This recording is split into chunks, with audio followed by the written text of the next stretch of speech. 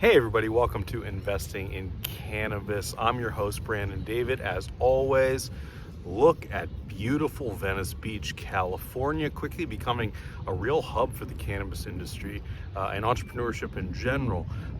We got a great episode this week. We have Joyce of Big Rock. She's a mover and a shaker in this industry. She's done a lot of investments, mostly on the consumer brand side. They have a deep food and restaurant connections thanks to their other partner, Mike. It's a great conversation. We get into a lot of deep topics about how the weed industry is really struggling right now and how to survive and what it looks like from the investor side. Fascinating conversation. If you are operating a cannabis business and having a hard time today, I learned a ton. You're going to learn a ton. Tune in, listen up, get acquainted. Go be.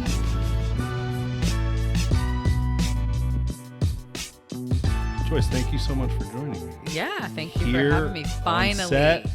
I mean, we've known each other, I don't know, 4 years? Yeah, 5 like years? 3.5, 4. And in weed like years, that's 167 years. Mm-hmm. So, but anyway, welcome. Thank you. Thank you for being here. I know I had to cancel a bunch of times. I got sick. I'm sure I did. The most interesting reason that I missed was because our group had our final hearing for our permit that I'll talk about that we got. Oh, well, that's Sonoma great. County. Yeah, that's great. Yeah. I don't know how much of an introduction you need. I think most people in this industry know who you are at this point. You speak on a lot of things and you got some of the money. So people tend to pay attention to those that have the money. But you have an interesting model, Yes. which we're going to talk about a little bit. But you will explain it better than I do. Let's just start with what's Big Rock? Big Rock. So Big Rock, first of all, was started by a guy from Little Rock, Arkansas. So a lot of people ask why the Big Rock, and we often get confused. People say Black Rock all the time, and it's awesome when they say that. You know, Yeah, that's a nice slip. Yeah, we will definitely, aspire to someday be that big.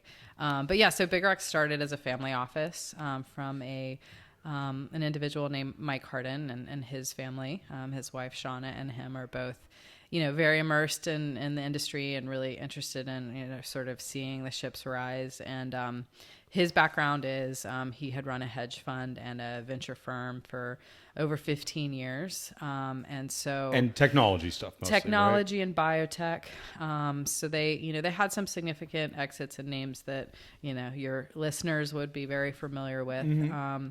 But couldn't sort of take their fund as many, more traditional leaning funds that, maybe have some institutional capital in them, can't, directly invest in cannabis. He started to invest kind of through his family office. And the family office preceded the cannabis investment. So he had been investing in hospitality, food tech, media. So we've got a lot of names that folks in the Bay Area would be really familiar with. So I wonder how that original conversation went. Like, hey guys, I think we should do weed, right? Because Yeah. at some point there was a dinner, and he was like, "Hey, I know we've done all this other stuff, but what about weed?" Yeah. Well, the culmination of our group is folks that actually are consumers and really, care about cannabis and love cannabis but didn't. How relevant is that today? There's so many people, I won't name any names, private equity, New York people, suits, middle-aged white men. And they're like, yeah, I don't smoke. And I'm like, well, good. I get it. You can be in the business, but how relevant is that today? Does that matter to you? It's a really good question. It matters to us to the extent that if we are a significant co-investor alongside a company, there needs to be some sort of, strategic alignment. And sometimes that is, hey, we're the more OG kind of focused investors, and it's good to sprinkle in a little bit of New York. And in other scenarios, it may, depending on what the company is, I would say that the former would work for like a technology company, but if it's a true cannabis company, with a vertically integrated, a lot of plant touching stuff. Or how about on, a brand? They may actually kind of, get to a position where certain things happen, compliance being what it is and everything being a little bit of a cluster in terms of the path forward. There's a little bit more forgiveness, I think, from those of us that actually so I operated a cannabis business, Mm-hmm. and I have a little bit more patience and understanding. So I guess on the side of like the investee and the investor, we find that folks that are really just hands out, open to any money and not asking questions about where that money are coming from, maybe we have a little pause there. And it's not to say that we're not open-minded about folks that maybe haven't had a history in the industry, putting capital into it, but you got to at least have the conversation, sort of understand the intentions. Mm-hmm. So you have Mike and the LPs. Yeah. Sounds like a band, right? Yeah. So Big Mike Rock, and the LPs. started out a family office, but now we've kind of evolved, and we were placing direct bets. We wanted to really get to know the space and have like an integrity focused position to our LPs, and not just, hey, we wrote a paper, or, we did a little research, but hey, we really got our hands dirty. And so we did that for about 3 years. He hired me to kind of help him. First, I was hired to work for his first target portfolio company, Okay. Constance Therapeutics. And then we kind of helped, Who we've talked about having on the show from Oh, really? time to time. Yeah, Yeah. sure. She's a character, right? She's quite a character. Yeah. Yeah.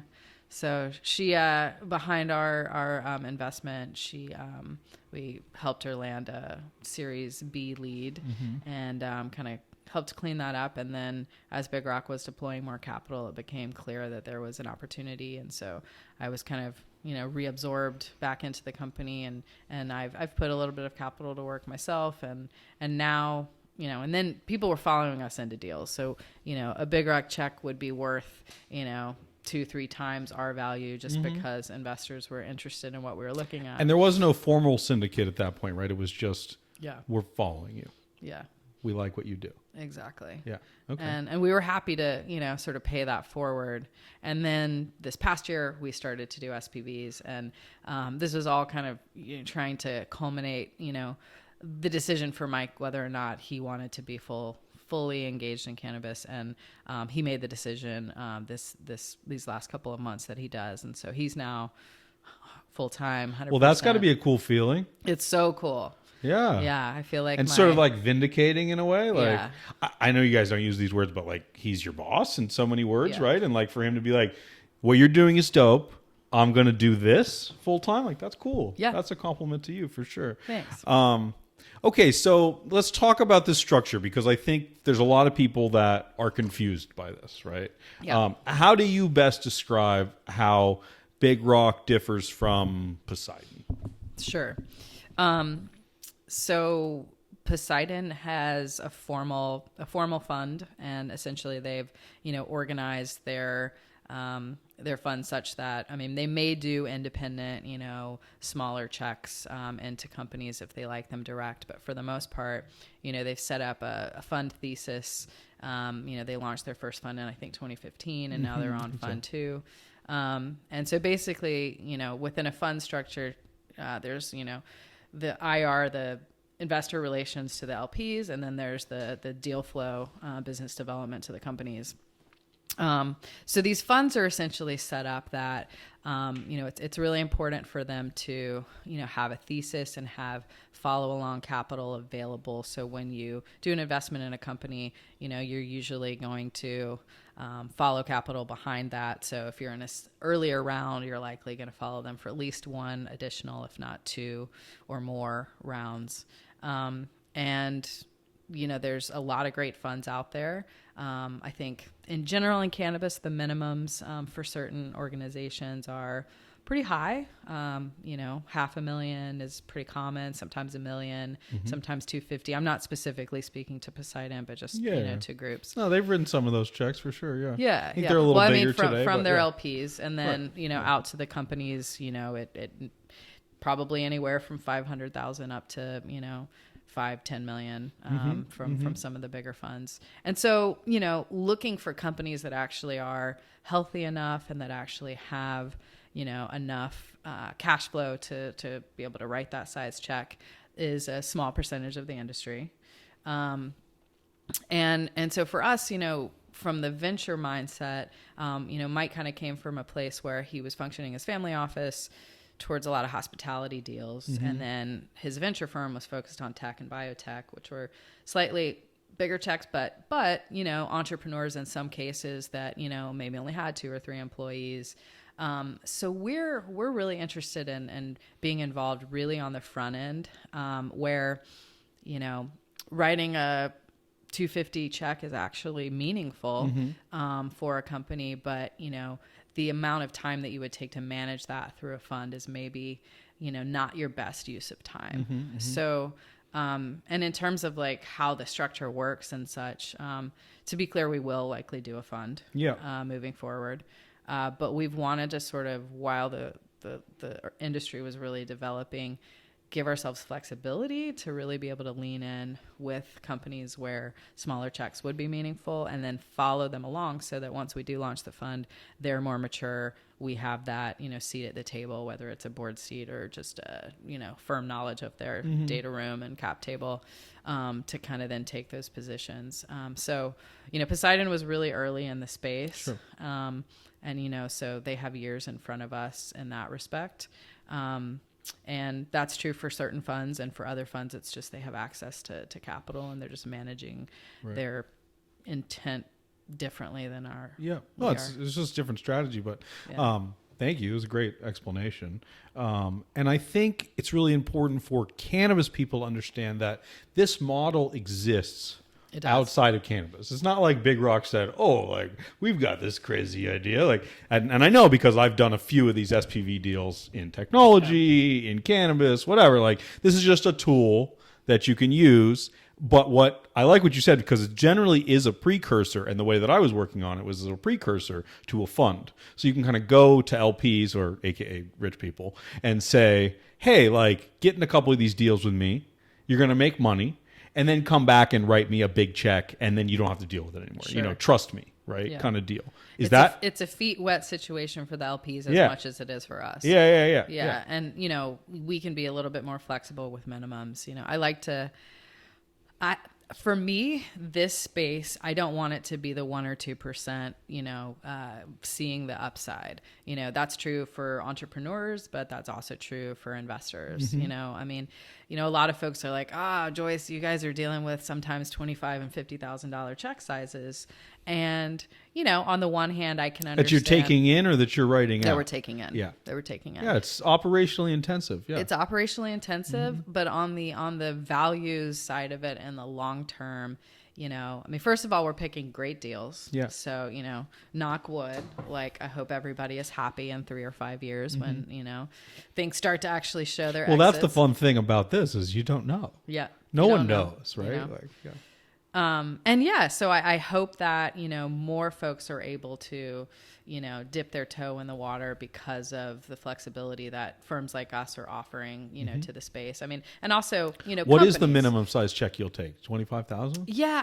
Obviously we subscribe slightly higher minimums, but we have a lot of flexibility, and we have a great, sort of funnel. 25 is kind of the per deal, like sort of the minimum. And it's relatively small. Yep. And so there's a lot of fund managers out there that are swallowing hard, and because you're also hand holding, right? Like that person's with you for maybe a decade now, something like that. I don't know, 8 years. Yeah, it's always going to depend. It's a long. We do most of our deals with a 5 to 7 year kind of outlook, and a lot of folks are starting to put puts in the term sheet so that the company has an expectation of when we need that capital to come back to us. That's smart. So we align the at least the outlook with the companies so that they have some sort of understanding of when we would look for that to come back, and then with the LPs as well. So we talked a little bit about the money side. Let's talk about what I always thought was the far more fun part, which is the company side. Sure. And I think a lot of people, when they think about venture capital or private equity, they think like, oh, well, I just get to meet with companies and I can evaluate them. And it's so much about the money side. But anyway, the surprising thing for me in the cannabis industry currently, and I inappropriately mapped it to the technology industry. Right, a lot of people did. A lot of people did that, right? They thought very intently, like, okay, this is how it's going to be, A, B, C, that's how they mapped it out, and it hasn't been that way. But I have been surprised there is just a real lack of startups in general. Yeah. And as a result, there's a real lack of angel investors, which is maybe why you found this kind of niche. I never know how to say that word, but niche, because you can write these fairly small check sizes and they're meaningful still. Right. Because in other industries, you generally have, he's been a dentist for 35 years, or you've got, a big sort of micro fund that writes a dozen $250,000 checks a year, that kind of thing exists. Right. Like, there's a question coming here. Where are the startups in cannabis? Where is this deep innovation that we all were hoping for? I mean, it definitely exists. Obviously, there are a lot of companies that have a patent path. The problem is what exits can we point to show that value? I mean, there's a couple, Ebu being the most notable that would probably come to people's minds. But, in terms of like the material effect that it actually has on the industry and driving fine science or driving, true differentiation, the truth of the matter is that doesn't sort of balance with the actual opportunity to grab revenue right now. So, when I look at tissue culture companies or like the genetics platform, and Phylos is they're a portfolio company. So, I say this with a grain of salt, but it's a long play to think about scale in this industry. We have, sort of the micro is not yet speaking to the macro in most scenarios. So you don't buy this Elizabeth Warren's going to become president and legalize weed and the industry. We do buy grow. that, but even if that happens, we're still talking, 5 to 10 years to actually, scale this out, because yes, people have been growing cannabis for forever, but they haven't actually been, moving it through a traditional supply chain with a traditional processing, facilitation and traditional, trucks that are actually set up for that byproduct. And so, well, that's the other thing that people got wrong. It's not technology. You need all this infrastructure and labor and all these things that are real world tangible assets. Probably exist in the real world right now, but not through a, non-bifurcated, permit structure. And there's just a lot more work than, hey, we bought the domain and, we got AWS and we put up this website and, oh my God, we have traffic, like it's just, it's not the same thing. Yeah. It's just not. Yeah. So I want to play a little game. Can we play a little game? Let's do it. I'm going to name one of your portfolio companies and you tell me what's awesome about them. One sentence. Cool. Okay. First of all, you're in Cannacraft? We are. That must have been a pretty early. It was the first time they started to take in capital. Garden Society. Cannabis meets wine culture. So Aaron Gore, who is the founder of that company, has exited a wine brand to Constellation, actually, and has just this... To Constellation? Yeah, a very immense network in a region that was an easy check. Care a lot about. Kikoko. I love Kikoko. Well, high tea, obviously, is what comes to mind. Yeah. Just the best aesthetic in cannabis. Best aesthetic, period. Yeah, I mean, their branding, they have this page where they list like the history of cannabis. It's really, really good read. Highly recommend checking out their website. I should probably read that. I just ripped through it and drank it. Yeah, because that's me. Sava. Really differentiated, integrity-focused product curation. Got it. Phylos, you mentioned them. The first step for tissue culture and genetics propagation in cannabis. They're the OGs of tissue culture. Got it. Proposition Cocktail Company. Never heard of it. A step backwards and forwards all at once. It's like, where alcohol maybe would have been had cannabis been legalized in 1920s instead of alcohol. Roshi. Pharmaceutical grade track and trace. Genentech people that are trying to figure out if I'm putting 10 ingredients alongside cannabis, how can I manage my supply chain? I want to come back to that one. High times? Media OGs, everybody knows the term high times. Right. Like, it's But kind of different for your household portfolio, name. right? It is. I like to say that instead of BJ, we go with PJ, pre-Joyce. Okay. High times was Sorry, that's really fun. a before Joyce or a pre-Joyce decision, but and it's almost like a pre-roll, which I like too. yeah. Like, Mm-hmm. yeah. So, I mean, you must just be inundated with brands because I don't even ask for brands, and I'm inundated with brands, you know.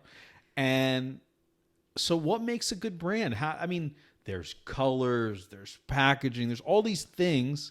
Which, by the way, I'm not good at this. I know nothing about how to build a brand. Sure. But what makes a good brand? Well, this is why it's so interesting in cannabis, because it does go to, you know, IP, which is really your product itself. And so for us, it's quality. It starts with quality. You know, Henry's Original is going to be, you know, the brand I'll use as an example here. But I would say this is, you know, true for the companies across the board that we work with. They didn't have a big marketing program at the time that we, you know, started looking at them. We just had spoken to a number of, you know, bud tenders and also farmers, because we want for the traditional cottage supply chain to stay intact to a certain extent, because that's where the innovation with, you know, with obviously with nature and kind of with trying to do something really differentiated is probably going to start more with a cottage farmer, in my opinion, than it may even start with a massive industrial grow. Mm-hmm. Because scale is, you know, once you get to scale and achieving that, like your appetite towards spending money on R&D is, you know, anyway.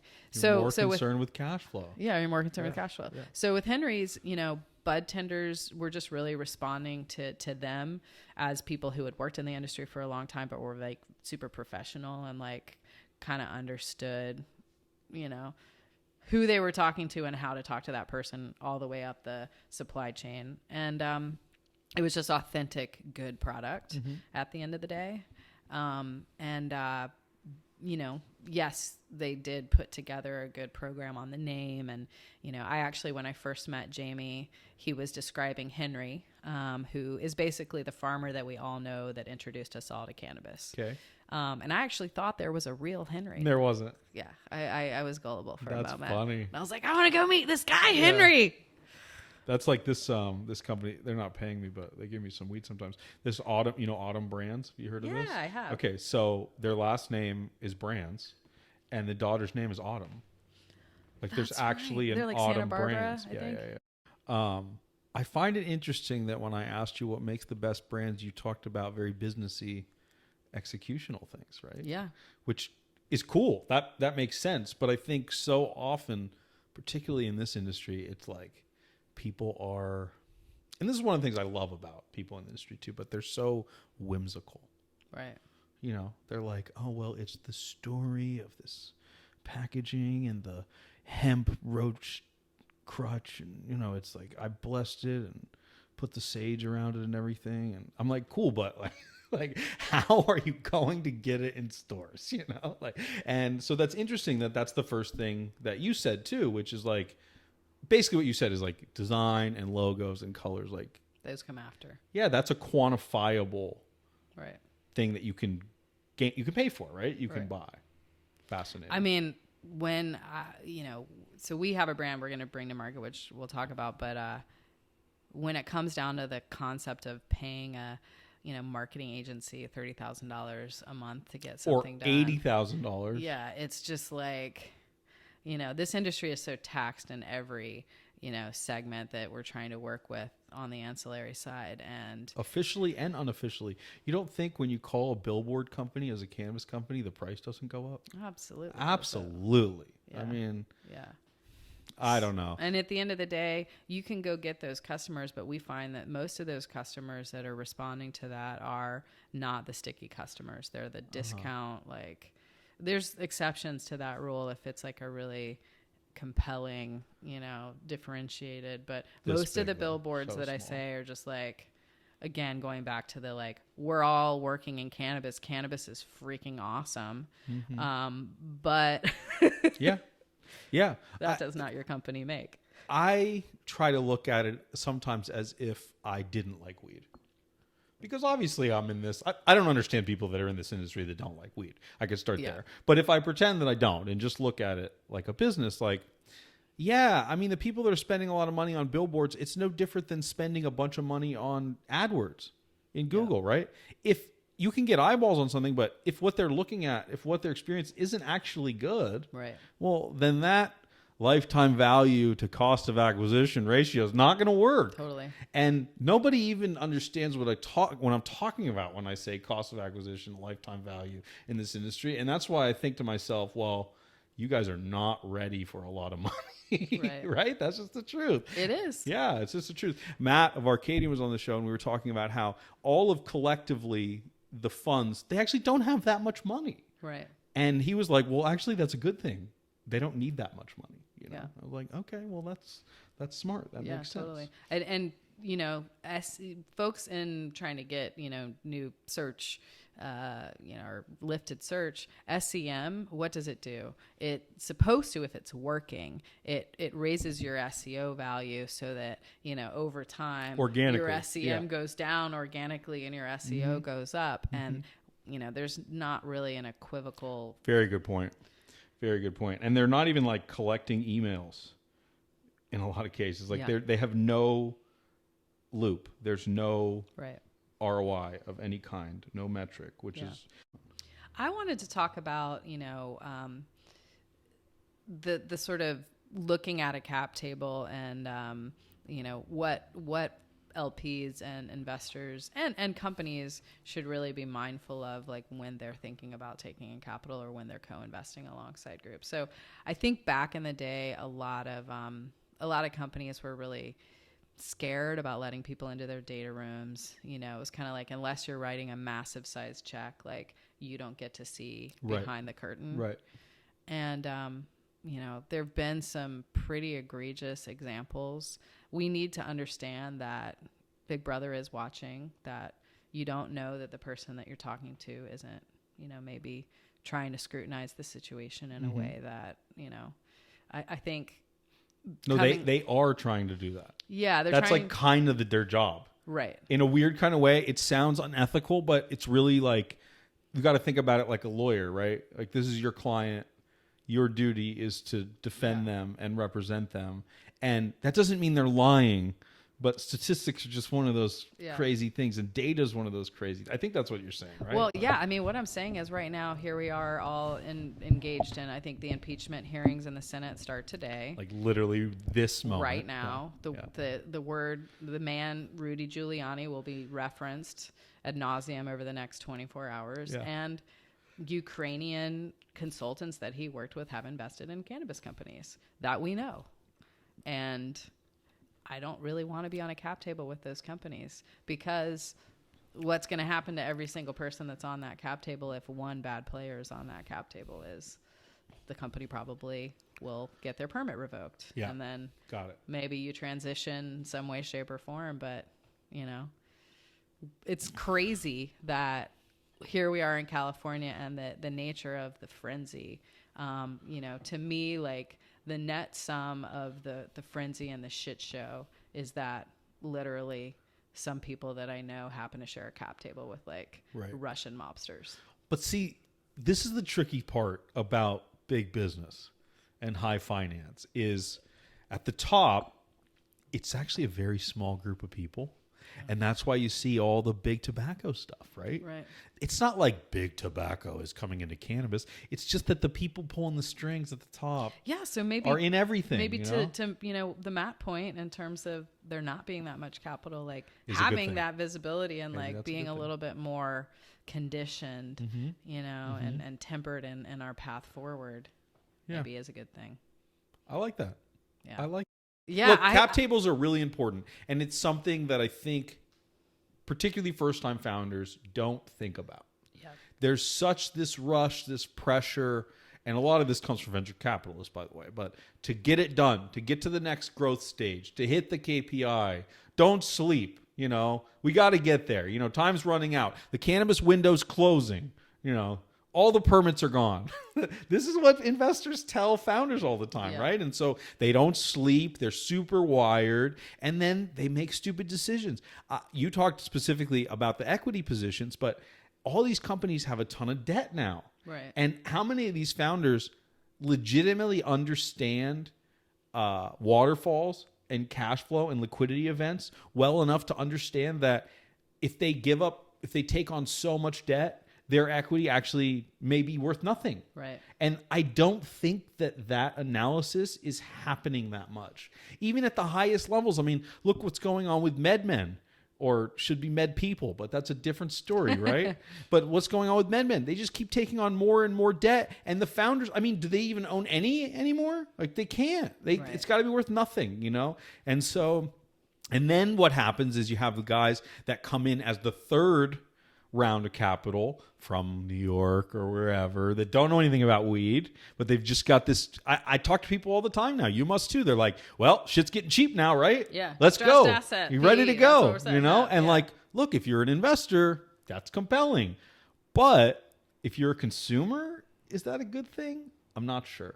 And, you know, to your point, I have friends that have companies that are probably facing a down round, and I don't know when they surmised, you know, probably egregious valuations, if they were really, you know, thinking forward to what that day would look like. They didn't know. In advance of actually, you know, a lot of these deals were struck late 2017, early 2018, when like we didn't really know how many stores would be open on January 1st, 2018. That's part of it. And the data in this industry is culpable. I believe that. Oh, totally. But I think further than that, it's really the inexperience of the investors at that stage too, because any disciplined investor or the values of the investor, you know, but wanting I mean, to gobble that company. Yeah, but who's setting these valuations, right? Like any investor knows that the next round has to be up. Right. That's the only way that it works, right? The next round's always got to be up. And if it's up a little bit, okay. If it's up a lot, great. We're going to put more money in. It's literally, the game is that simple, you know? Yeah.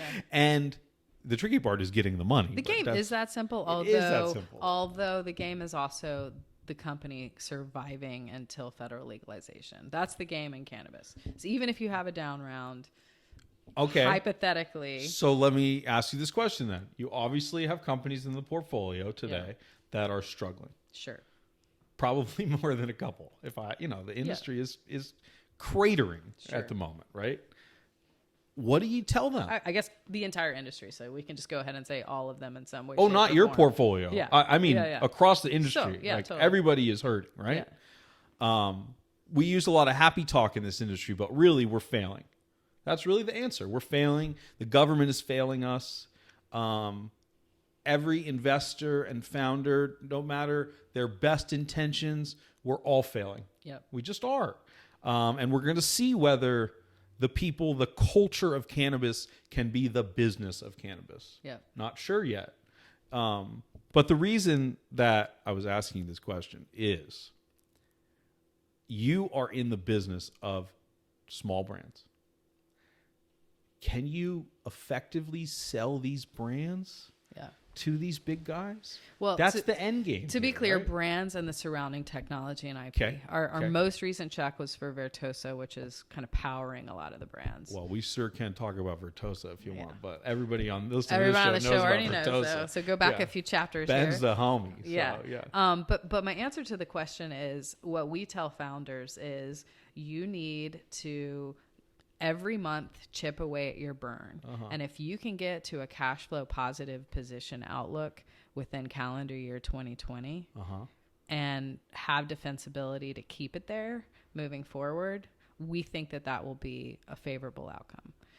So survive until we know what to do. Survive in order to thrive. Right. Well, but thrive, I mean, the only thrive for a little brand is basically to either be a little brand or get acquired and have the platform of a bigger brand. Right? Yeah. So let me talk about our ecosystem and how we would hope to, start to strategize on what some exits could look like. So we have a farm ourselves. We got the first conditional use permit granted in Sonoma County, which is why I missed one of our interviews. One of our dates, on September 30th. It was almost a 3-year process.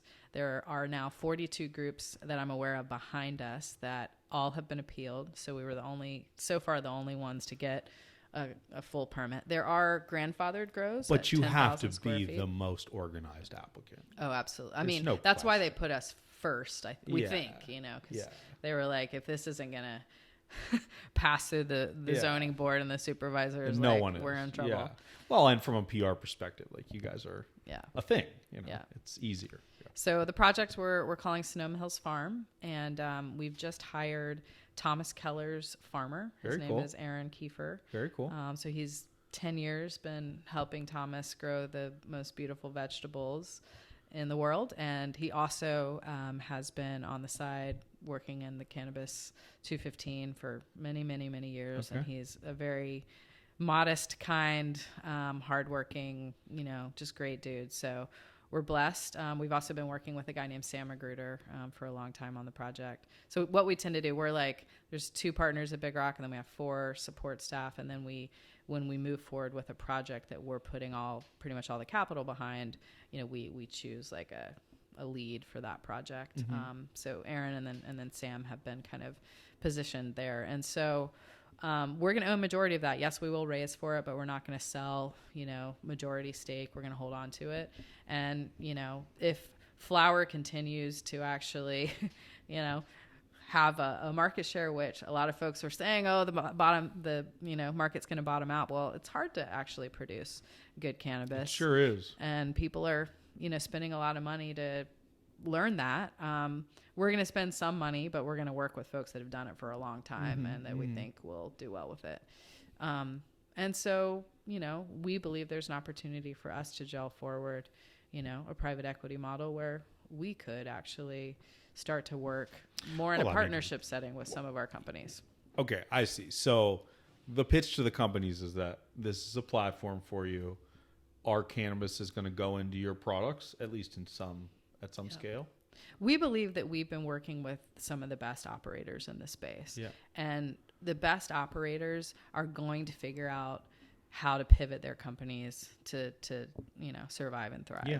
And in terms of, what that's going to look like for their cap tables and their investors, we, having been investors, are going to be thoughtful and sympathetic and interested in making sure that those investors are also, involved and have a seat at the table. And my best guess is that if it comes down to it, and in a couple of years, there's not an obvious exit strategy for some of these commodity-based companies, then groups like us and others, I like to say that there's going to be sort of, regional mergers and acquisitions. Consolidation, consolidation for talent, but or are they actually going to make any within their money? own communities as opposed to MSOs coming in. Right. Yeah. Are they going to make any money? Yeah. I would hope that. I mean, the way that cannabis has sort of always cash flowed from gross to net income, and all the cogs and taxes that come in between those 2 layers is hopefully everybody's making a decent salary. Obviously founders need to sacrifice that until their company achieves cash flow. But once you do, hopefully. But see, I think this gets back to the heart of what you said, which is it's awesome to be in the weed industry. And I totally agree. And so for a lot of folks, what you just said works. Hey, I make a pretty nice salary. I like my lifestyle. I believe in what I do. I get a dividend from my private equity whatever. firm. I'm good. Yeah. But there are a lot of people that have invested a lot of money Right. not expecting that kind of outcome. Right. That's what I would call a lifestyle business. Maybe a big lifestyle business, but Yeah. still a lifestyle business. It's like a larger scale vineyard, right? Sure. That's what it is. But if you're putting money into Robert Mondavi, you don't expect to have 1.5x returns. Right. So what's going to happen here? All these folks that have dedicated hundreds of millions of dollars to California now. I hope that they invested in venture deals instead of private equity deals. Right. But they didn't. Well, That's the thing. yeah. It's so fascinating. Yeah. I love it. Everybody says there's no dumb money. How is that not dumb money? I think it's hopeful money more than it's smart Wishful money. thinking. It's Yeah. wishful thinking. Yeah. We've got the best weed. We've got the best cultivator, right? It's a lot of arrogance like that. I know I get on my pedestal, but No, I mean, people tell me a lot of stupid things, yeah, at the end of the day, like, a lot of people have done some silly things in this space, and both on the investor side and on, the companies that are taking in capital. And it's fascinating. And I guess what I would say is the LPs that seem to be attracted to us, it's not just about the end result of them making money. That's important. And, we certainly are, I think, for those that we've corralled, into deals alongside us, that are proven, we feel defensible that there's going to be a good outcome. But in addition to that, proximity to really awesome experiences is what Big Rock is trying to offer the the world. We Cool. have a co-working space. We do parties It's all beautiful. the time. We work with I used to amazing go there all the chefs. time. Then I moved to LA, but I Yeah. like being in your space. Thank It's you. really nice. Yeah. Yeah. Our event person is like the best. She does the most unique parties, and people come to us and say like, hey, do The our parties party. are amazing, Figure yeah. out how to, Yeah. so.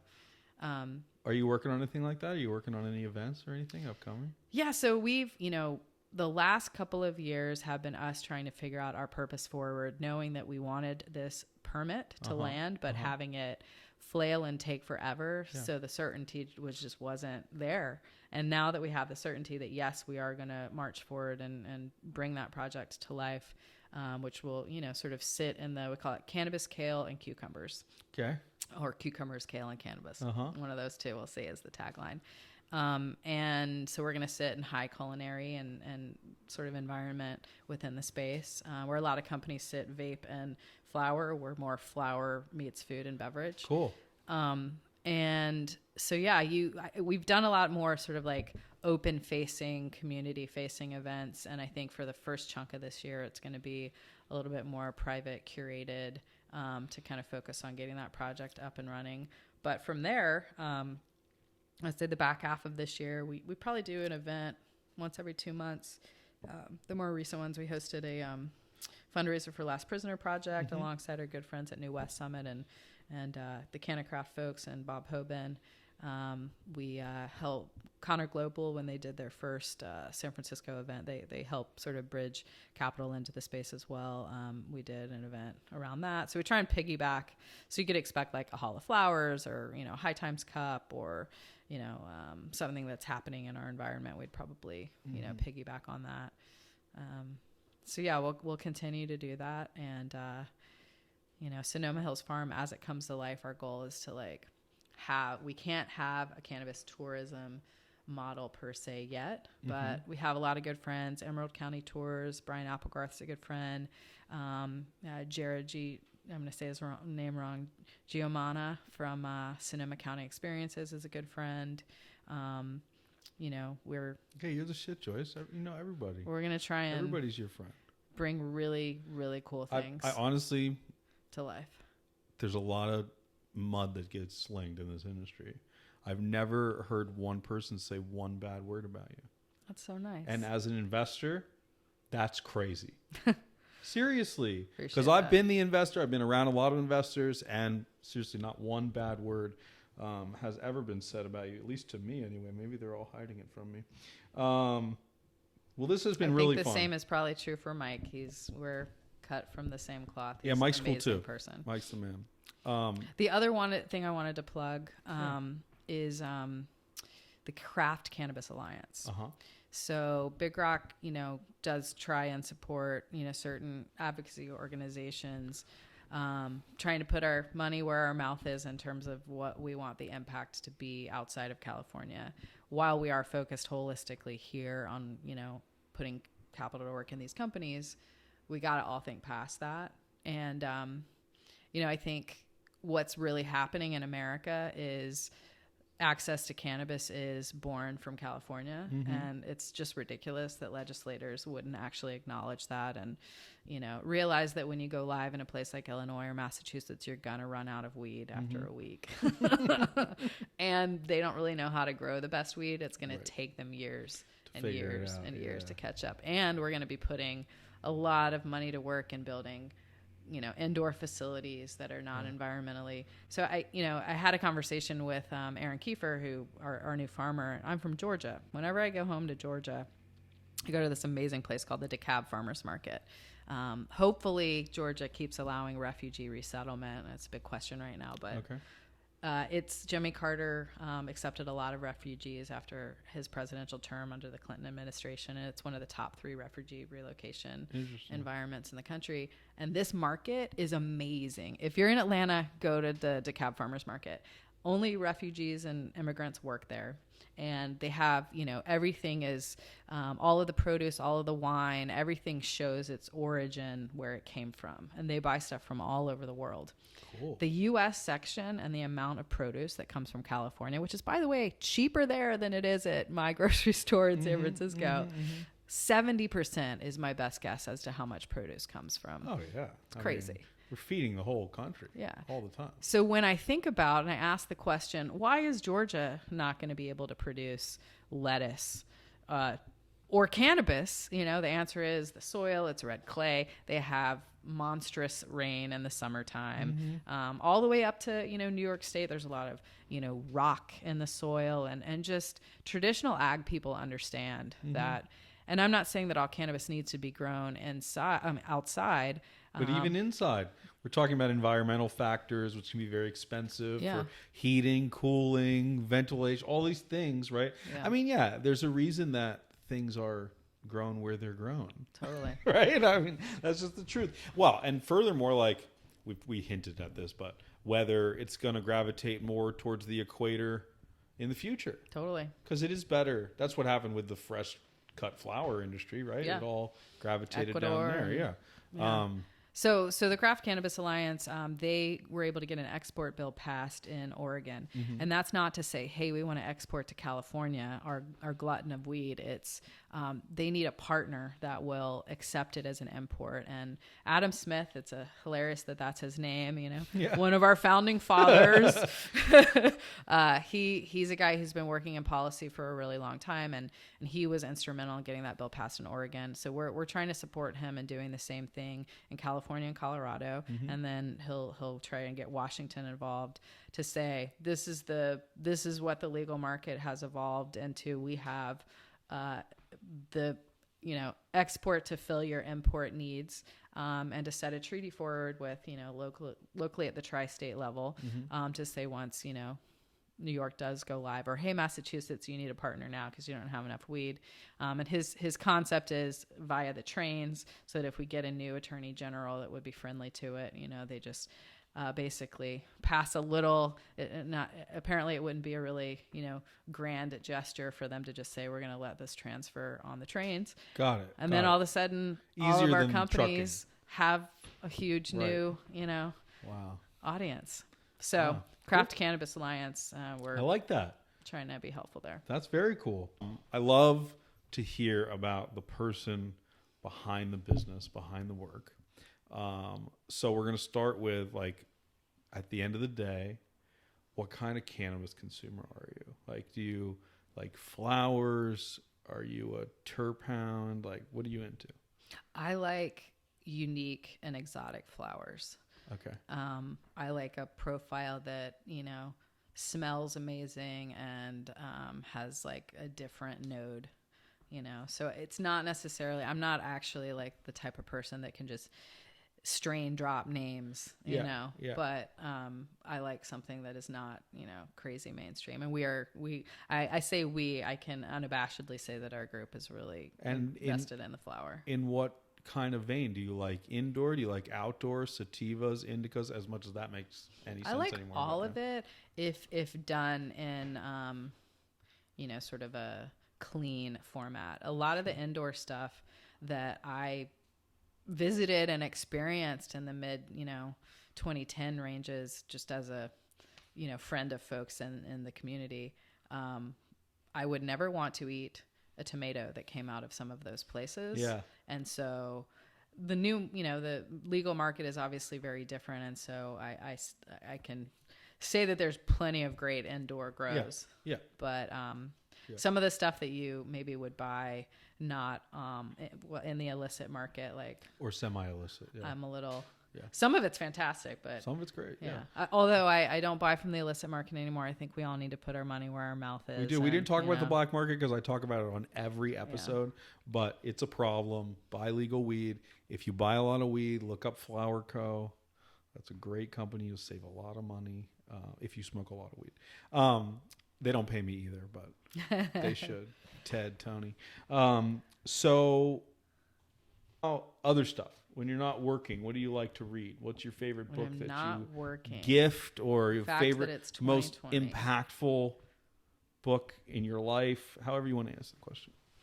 Yeah, I do read. I read a lot of political books. Like literally the last books I've read were Valerie Jarrett's Michelle Obama and Kamala Harris. Wow, look at you. I know. But right now I'm reading, and this will soon become a gift that I give to every 12-year-old, Gutsy Women, written by Hillary and Chelsea. Okay. It's basically like kind of going the history of how women have helped to, form our globe, but not getting credit for it. And it's a really good read. Interesting. So I read a lot of aspirational political, stuff.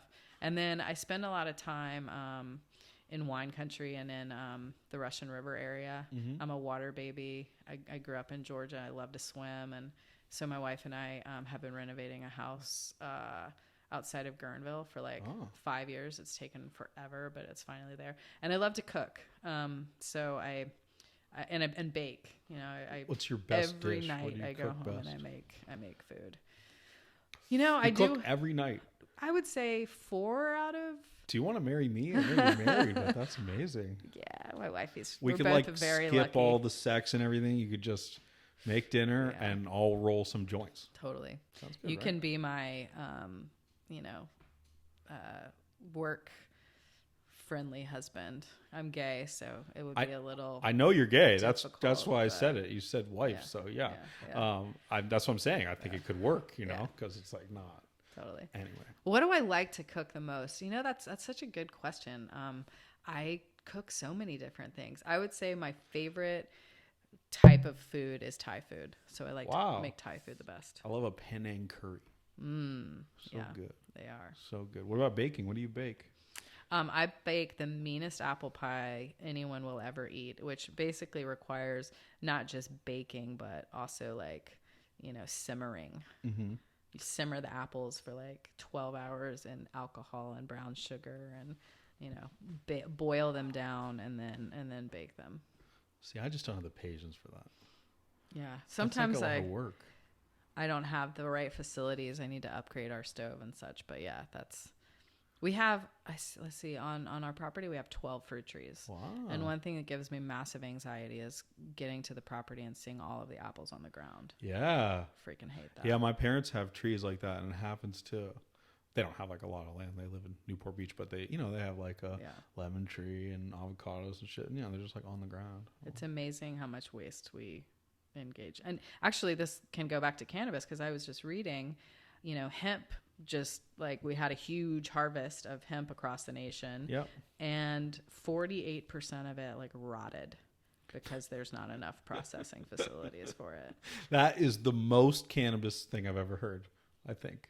You guys are just not, you didn't plan well, clearly. God. Wow. So I want to get out of here on this. There's a lot of entrepreneurs and what I call entrepreneurs, affectionately, that listen to this show. Yeah.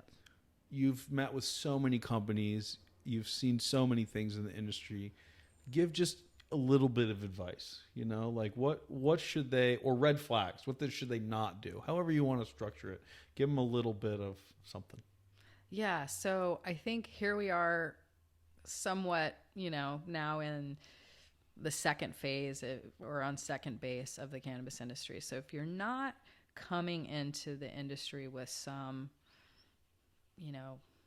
really differentiated or sort of special experience baseline, then creating a company and forming a company, you need to be looking to a new market to do so, and or you need to be looking at doing something totally differentiated.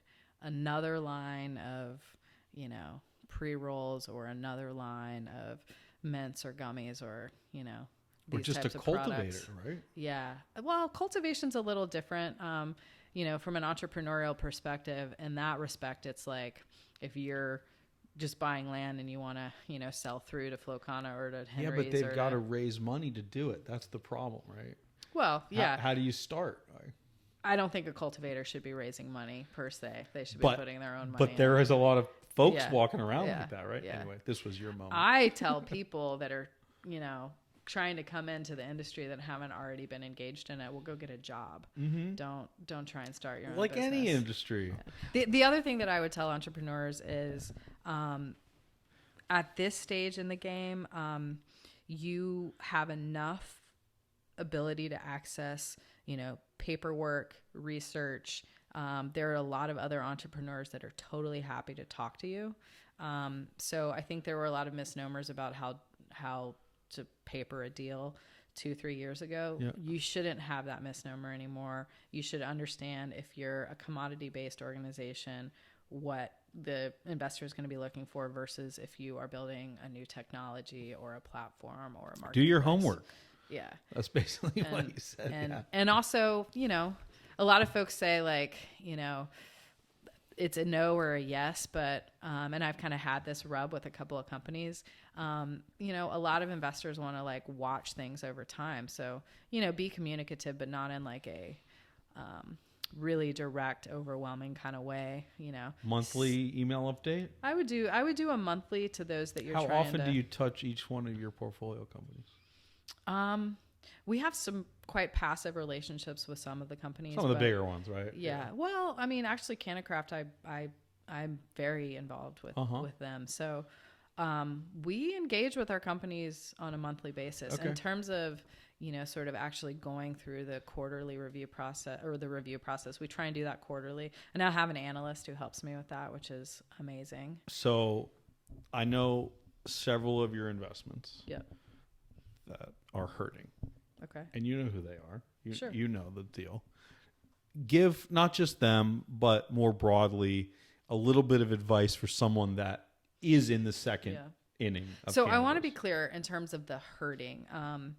The companies that we're working with, that you named, are actually all producing enough revenue to keep the lights on. Yep. So they may be hurting in that some of their competitors have been able to raise a lot more money, but maybe don't have the same revenue. Well, I should be clear, rather than just hurting.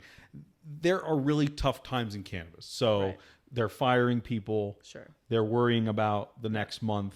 They don't have the cash reserves that a company of their stage So I think that the struggle is that everybody was focused on growth. Yeah. And investment wasn't supporting that. Mm-hmm. So now everybody has to be focused on profitability. Mm-hmm. So they had hired pretty much all of them off the top of my head that I can think of in our portfolio. They had overhired, for this promise of growth. Yeah. And when it was clear that California wasn't going to open enough retail outlets and that there just weren't enough customers, it's a reset. So these companies are not going to go out of business. Mm-hmm. The good news is, from an investor perspective, most of them have, flexible models so that they can, facilitate shifting their values. As they should, yeah. As they should. Well, yeah, look, I don't like to demonize the investor, right? Like, it is a business deal every time. Every check that gets written is a new deal, right? It just is. And it's evaluated differently.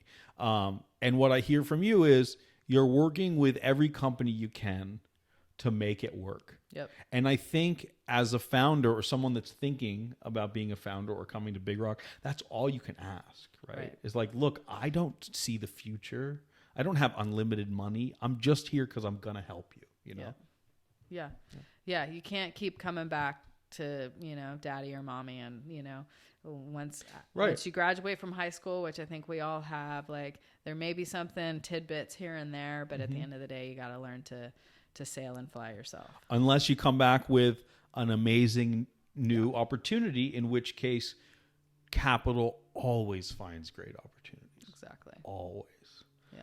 Joyce, this has been such a pleasure. Thank It's you, always Brandon. I'm so so happy fun to finally do for it. having you on. And, you know, there's a handful of people that are doing this the right way. And I think you guys are doing it the right way. I think the syndicate model is hard. Yeah. I did it. I know how hard it is. But I do think there is a viable path in this industry for that. And a lot of people that just still aren't comfortable writing a big passive check. And so filling that role, I think, is important. It's why I set out to do it for a time. But so fun. Thank you for being here. You ever watch the show Deezus and Miro on Showtime? No. Okay, so Deezus and Miro is a hilarious. They started with a podcast. Now they have a late night show, and it's on Showtime. Cool. And it's just, but it's like the most casual late night show you've ever seen. Nice. I just got a Showtime subscription. Check it out. You're gonna love it. They're both from the Bronx, and like they were like heavy New York accent. They're hilarious. But anyway, when they have guests on, and I've stolen this from them patently, they say every bodega has neon signs above it, right? Yep.